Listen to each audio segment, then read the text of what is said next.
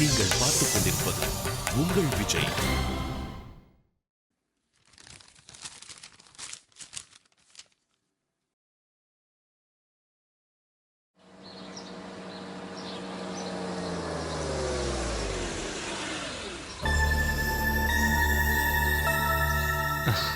என் ஒய்ஃபோட grand father வீடு. கொஞ்சம் மெடிசின்ஸ் கொடுக்க வேண்டியிருக்கு, கொடுத்துட்டு வந்துடுறேன்.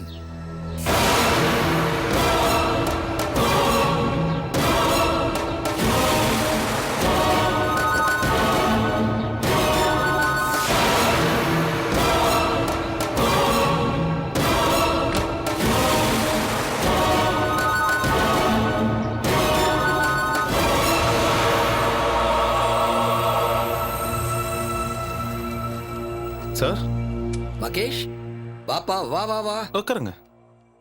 இந்தாங்க நீங்க கேட்ட மெடிசின்ஸ். தேங்க்யூப்பா, இவ்வளோ ஞாபகமாக வாங்கிட்டு வந்திருக்கியே.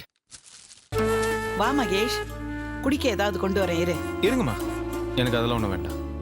நான் ஒரு முக்கியமான விஐபியோட வந்திருக்கேன். நான் போய் அவரை இறக்கி விடணும். என்னப்பா அது முக்கியமான விஐபின்ற? கார்லேயே உட்கார வச்சுட்டு வந்திருக்க, வீட்டுக்குள்ள அழைச்சிட்டு வர வேண்டியதானே? கூட்டிட்டு வந்திருப்பேன். ஆனால் உங்களை நினைச்சாதான் கொஞ்சம் பயமா இருக்கு. என்ன நினைச்சா பயமா இருக்கா? என்னப்பா சொல்ற? என் கூட கார்ல வந்திருக்கிறது ஒரு ஃபேமஸ் ரைட்டர். அவர் பேரு மணிபாரதி.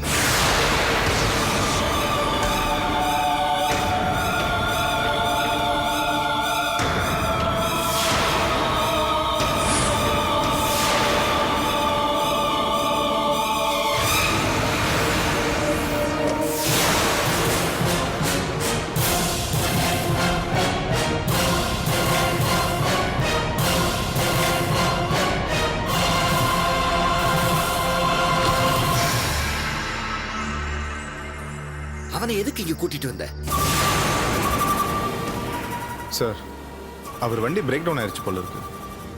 நான் இங்க வந்துட்டு இருக்கும்போது வழியில் லிஃப்ட் கேட்டாரு, அதான் கூட்டிட்டு வந்தேன்.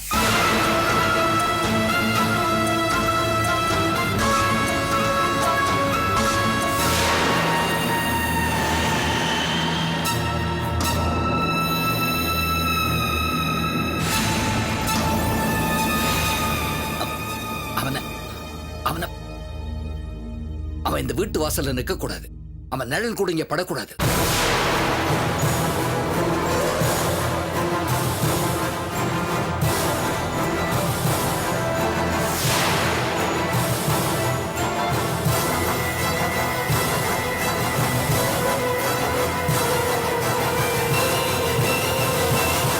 இங்க பார், அவன் இன்னும் ஒரு நிமிஷம் கூட இந்த வீட்டுல இருக்க கூடாது.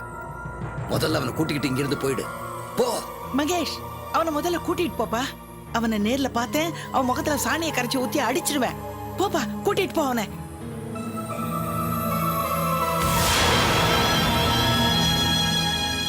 போன்னு சொன்னல. மகேஷ், நம்ம குடும்பத்தை பத்தி அவன் ஏதாவது கேட்டானா?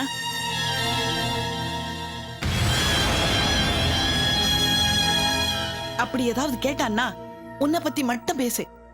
எங்க 2 பேரை பத்தி சொல்லவே சொல்லாத.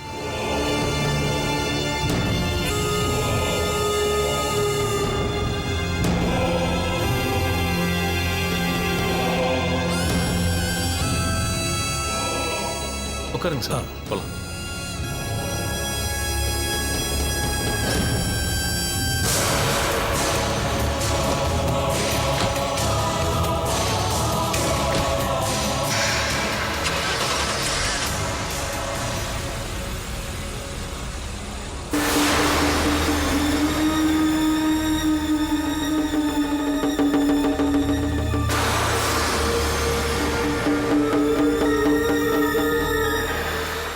ஏங்க மகேஷ் கிட்ட போய் கோவப்படுறீங்க?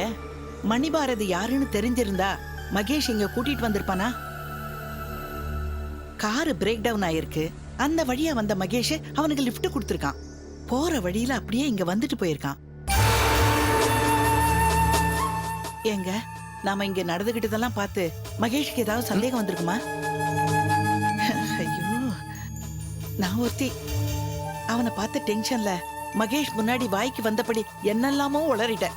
ஐயோ, என்ன பண்றதுன்னே தெரியல. அவன் ஒவ்வொருத்தரையா பார்க்க ஆரம்பிச்சிருக்கான். ஐயோ, இன்னும் அவன் பார்க்க வேண்டியது என்னையும் ஜெயந்தியும் மட்டும்தான். ஜெயந்தி மறுபடியும் ஆசிரமத்துக்கு போகணும்னு சொன்னபோது நான் ஏன் வேண்டாம்னு சொன்னேன். அங்க எங்கேயாவது மணிபாரதி இருக்க போறானே, அவங்க ஒருத்தர் பார்த்துக்கிறதுக்கு இன்னொரு வாய்ப்பு கொடுக்க கூடாது தானே. ஆனா இப்போ அவனே நம்ம தேடி வர ஆரம்பிச்சிருக்கான். என்ன செய்யறது? எல்லாம் தலைவிதி. எதெல்லாம் நடக்கணுமோ அதெல்லாம் நடக்கத்தானே போகுது.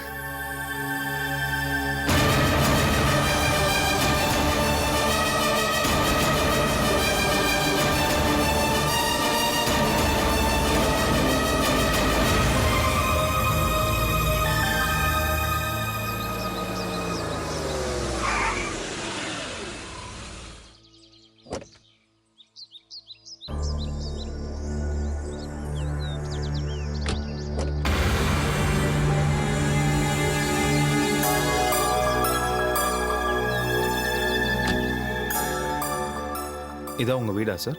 இல்ல, என் ஃப்ரெண்டு அருணாச்சலம் வீடு. நான் கெஸ்ட் ஹவுஸா யூஸ் பண்ணிட்டு இருக்கேன். வாங்க. ம்.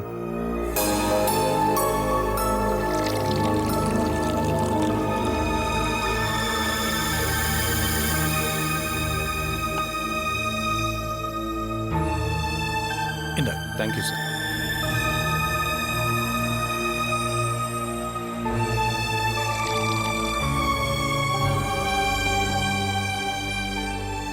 நீங்க தப்பா எடுத்துக்கலன்னா உங்களை ஒன்று கேட்கலாமா? இல்ல, உங்ககிட்ட ஒரு விஷயம் கேட்கலாமான்னு கேட்டேன். எதை பத்தி? நீங்க பிறந்தது நாகர்கோயில், படிச்சது சென்னை அப்படின்னு ஒரு ஆர்டிக்கல்ல நான் படிச்சிருக்கேன்.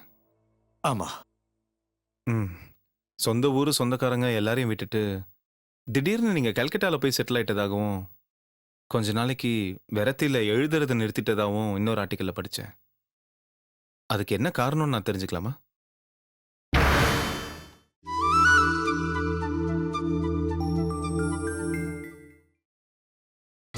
நீங்கள் பார்த்துக் கொண்டிருப்பது உங்கள் விஜய். திடீர்னு நீங்க கல்கட்டால போய் செட்டில் ஆயிட்டதாகவும் கொஞ்ச நாளைக்கு விரத்தில எழுதுறதை நிறுத்திட்டதாகவும் இன்னொரு ஆர்டிக்கல்ல படிச்சேன்.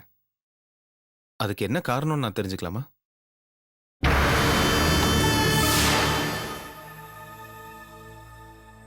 காரணங்களை எல்லார்கிட்டையும் சொல்லிட்டு இருக்க முடியாது.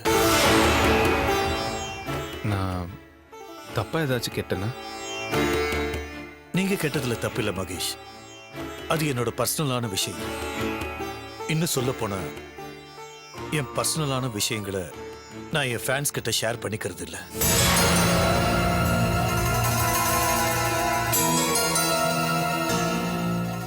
அதுக்கு காரணம் உங்க கேள்வியிலேயே இருக்கு. விரக்தி.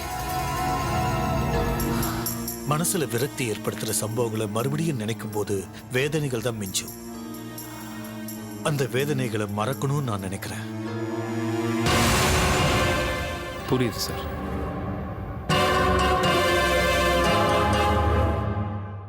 வாழ்க்கையில என்னைக்காச்சும் ஒரு நாள் உங்களை நான் நேருக்கு நேர் பார்க்க மாட்டேனான்னு ரொம்ப நாள் ஏங்கியிருக்கேன். அவ்வளோ பெரிய ஃபேன் சார். இன்னும் சொல்லப்போனால் உங்களோட புக்ஸ் எல்லாம் நான் எல்லாத்தையுமே படிச்சிருக்கேன். அதில் இருக்கிற உங்களோட ஐடியாஸ், உங்களோட ஃபிலாசபிஸ் அதெல்லாம் நான் ப்ராக்டிக்கலாக என் லைஃப்பில் ஃபாலோ பண்ணிகிட்ருக்கேன். அதனால தான் அந்த க்யூரியாசிட்டியில் உங்கள் லைஃப்பை பற்றி நான் தெரியாமல் கேட்டேன். I'm sorry. It's okay. நீங்க எனிவே, உங்களை மாதிரி ஒரு பெரிய ரைட்டரை பார்த்ததுக்கும் என் காரில் உங்களை கூட்டிகிட்டு வந்து லிஃப்ட் கொடுத்ததுக்கும் நான் ரொம்ப சந்தோஷப்படுறேன் சார். உங்களை பார்த்ததுல எனக்கும் ரொம்ப சந்தோஷமா இருக்கு. என்னன்னு தெரியல, இன்னைக்கு நான் ரொம்ப மூட் அவுட்டா இருக்கேன். அதான் என்னால உங்ககிட்ட சரியா பேச முடியல. நீங்க இன்னைக்கு போயிட்டு இன்னொரு நாள் சாவகாசமா வாங்க, நம்ம நிறைய பேசலாம். நிச்சயமா சார். ம். கண்டிப்பா நம்ம மறுபடியும் சந்திக்கலாம். நிச்சயமா நிறைய பேசலாம். ம். வரேன் சார்.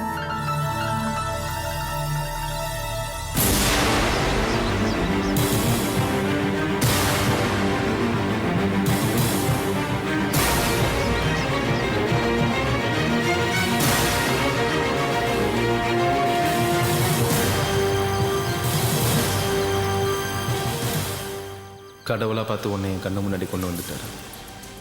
இனிமே தான் கதையே ஆரம்பம். தானா இந்த மகேஷுக்கு என்ன ஆச்சுன்னு தெரியலப்பா. மணிபாரதியை என் வீட்டுக்கே கூட்டிட்டு வந்துட்டான். நல்ல காலம் வீட்டுக்குள்ள கூட்டிட்டு வரல. அவன் வந்து என்ன நேரம் பார்த்திருந்தான்னா அப்புறம் என்ன ஆயிருக்கும். அது தவிர மணிபாரதி மகேஷ்ட என்னென்ன சொல்லியிருக்கானோ தெரியலையேப்பா. சார், எனக்கு ஒரு விஷயமே புரியல. ஷாலினி கிட்னி கொடுத்தா, அதுக்காக இவன் ஏன் ஷாலினி பின்னாடியே சுத்தணும்? ஒருவேளை ஷாலினி பத்தின எல்லா விஷயமும் தெரிஞ்சிருக்குமோன்னு சந்தேகமா இருக்குங்க. என்னம்மா நீ இவ்வளவு வருஷமா ஷாலினி ஜெயந்தி பக்கத்திலே இருந்திருக்கா. ஜெயந்தியாலேயே அவளை யாருன்னு தெரிஞ்சுக்க முடியல. அப்படி இருக்கும்போது திடீர்னு வந்து ஷாலினி உடனே அவன் கண்டுபிடிச்சிருவானா? அதெல்லாம் எனக்கு நம்பிக்கை இல்லை. இல்ல சார், யாரோ அவனுக்கு உண்மையை சொல்லிட்டாங்கன்னு நான் நினைக்கிறேன். யாரா இருக்கும்? யாரா இருக்கும் கமலா? அது என்னமோ எனக்கு தெரியாதுங்க. ஆனா ஒண்ணு மட்டும் நிச்சயம், முன்ன பின்ன தெரியாத ஒரு பொண்ணுக்காக இந்த அளவுக்கு யாரும் ரிஸ்க்கும் எடுக்க மாட்டாங்க, இவ்ளோ எமோஷனலும் ஆக மாட்டாங்க.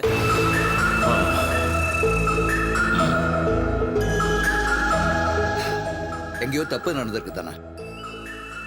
நீ சொன்ன மாதிரி அவன் யார் மூலமாவோ ரகசியத்தெல்லாம் தெரிஞ்சுக்கிட்டு தான் இருக்கான். இல்லைன்னா அவன் மருமகன் கார்த்திக் மூலமா ஜெயந்தி ஷாலினியோட முடியெல்லாம் கலெக்ட் பண்ணி டிஎன்ஏ டெஸ்ட் கொடுத்துருப்பானா? அதுவும் நல்லதா தானே போச்சு. நான் தான் அன்னைக்கே டாக்டர் விஸ்வநாத் கிட்ட சொல்லி அந்த ரிப்போர்ட்டை நமக்கு சாதகமா மாத்த சொல்லியிருக்கேனே. அதை தானே அவங்க நம்பிட்டு இருப்பாங்க. இல்லை தானே, இவ்வளவு தூரம் டீட்டெயில்டாக ஃபாலோ பண்றவன், உனக்கு எனக்கு இருக்கிற ரிலேஷன்ஷிப், உனக்கும் அந்த டாக்டருக்கு இருக்கிற ஃப்ரெண்ட்ஷிப், இதையெல்லாம் பத்தி தெரிஞ்சு வச்சிருக்க மாட்டானா? எனக்கு என்னவோ அந்த டாக்டர் சொன்னவன் நம்பியிருப்பான்னு தோணல. I doubt it.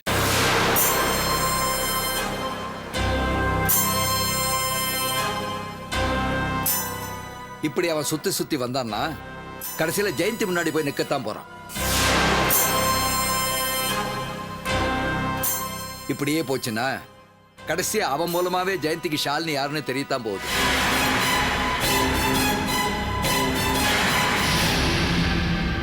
ஷாலினி தான் தன்னோட பொண்ணுன்னு ஜெயந்திக்கு தெரிய வந்துச்சுன்னா அதோட விளைவுகள், ஐயோ, அப்படி நடக்கக்கூடாதுப்பா. அதுக்கப்புறம் பிரபாகருக்கு என்னுடைய பேர குழந்தைகளுக்கும் ஜெயந்தியோட கடந்த கால வாழ்க்கையெல்லாம் தெரிஞ்சிருமேப்பா. அதுக்கப்புறம் என் பொண்ணோட கதி, கடவுளே.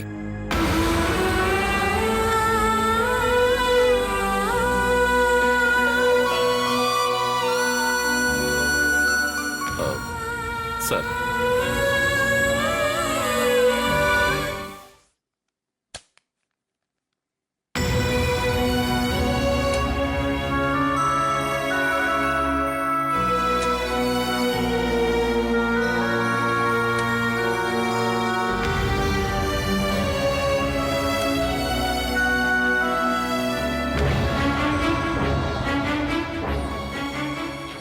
இன்னும் என் மேலே கோவமா தான் இருக்கீங்களா? பின்ன என்ன மகேஷ், உன்னை நான் எவ்வளவு நம்பி இருந்தேன். நீ இப்படி செய்வேன்னு நான் கொஞ்சம் கூட எதிர்பார்க்கவே இல்லை.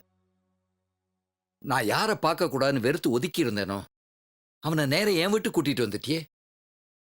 அப்போ நானும் அவனும் ஒருத்தர் பார்த்திருந்தா என்ன கதியாயிருக்கும்? எதுவா இருக்காது. இது வரைக்கும் நீங்க பட்டுட்டு இருந்த மனவேதனை எல்லாம் ஒரு முடிவுக்கு வந்திருக்கும்.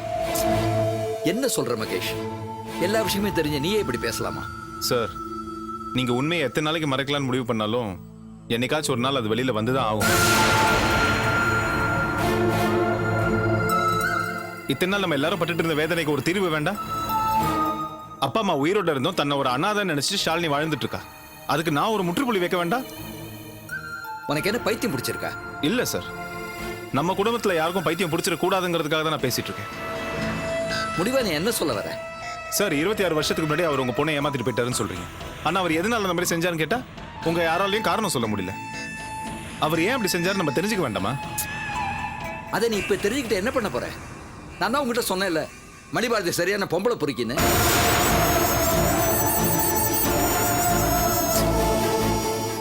சார், என்னால நீங்க சொல்றதை ஏத்துக்கவே முடியல. எனக்கு அதுல உடன்பாடே இல்லை. சார் நானும் அவரோட நாவல்கள் நிறைய படிச்சிருக்கேன் சார். எல்லாத்துலேயுமே சமுதாயத்தை திருத்துறதை பற்றியும் சமுதாயத்தில் இருக்கிற தப்புகளை குத்தி காட்டுறதை பற்றியும் தான் அவர் எழுதியிருக்காரு. அப்படி இருக்கும்போது சார் அவரோட படைப்புகள் அந்த மாதிரி இருக்கும்போது கண்டிப்பாக அவர் ஒரு தப்பான ஆளா இருக்க முடியாது சார். அப்ப நான் சொன்னதுல உனக்கு நம்பிக்கை இல்லையா? நான் சொன்னதெல்லாம் பொய்ங்கிறியா? நான் சொல்றது கொஞ்சம் பொறுமையா கேளுங்கன்னு தான் சொல்றேன். ஷாலினிக்கு இருக்கிற பிரச்சனையை தீர்த்து வைக்க முடியலன்னா அப்புறம் அவளுக்கு ஒரு அண்ணனா இருந்து என்ன சார் பிரயோஜனம்? சரி, எத்தனையோ வருஷத்துக்கு முன்னாடி உங்க பொண்ணு அவர் ஏமாத்திட்டு போயிட்டாரு, நான் இல்லைன்னு சொல்ல. ஆனா இப்ப மறுபடியும் வந்திருக்காருல்ல, அப்ப அவர் ஏன் அப்படி செஞ்சாரு, எதுக்கு அப்படி செஞ்சாருன்னு கேட்டு அவர் பக்கம் இருக்கிற நியாயத்தை நம்ம தெரிஞ்சுக்கணும்ல. இது எல்லாத்தையும் விடுங்க சார். ஷாலினியை பத்தி கொஞ்சம் யோசிச்சு பாருங்க.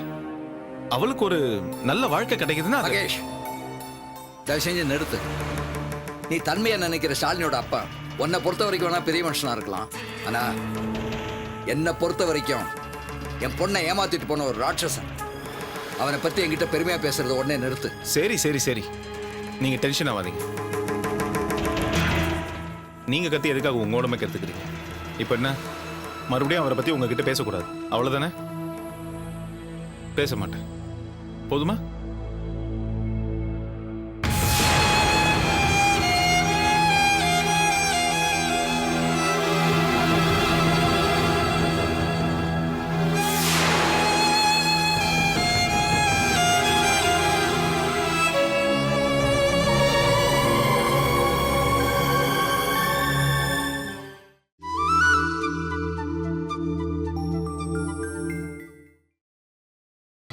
நீங்கள் பார்த்துக் கொண்டிருப்பது உங்கள் விஜய்.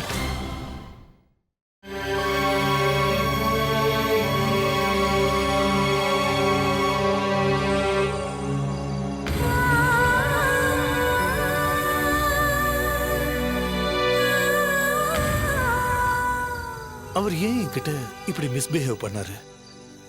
பாரதி, நீ சொன்னதெல்லாம் வச்சு பார்க்கும்போது எனக்கு என்னமோ உன் கடந்த காலத்தை பற்றி அவருக்கு தெரிஞ்சிருக்குமோன்னு தோணுது.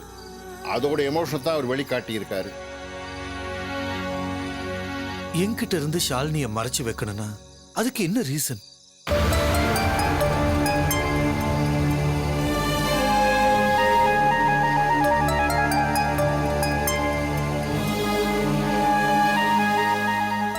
அந்த ரீசன் நான் சந்தேகப்படுற மாதிரி இருக்குமோ? நான் தேடுற என் பொண்ணு ஷாலினியா இருப்பாளோ?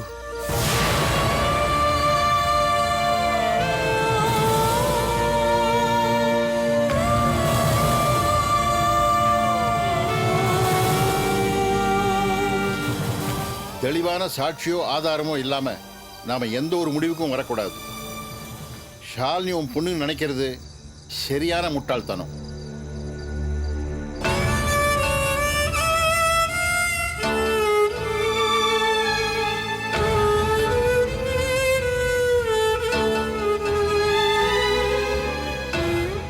இல்ல, நான் அந்த பொண்ணு தான் கனவுல பார்த்தேன்.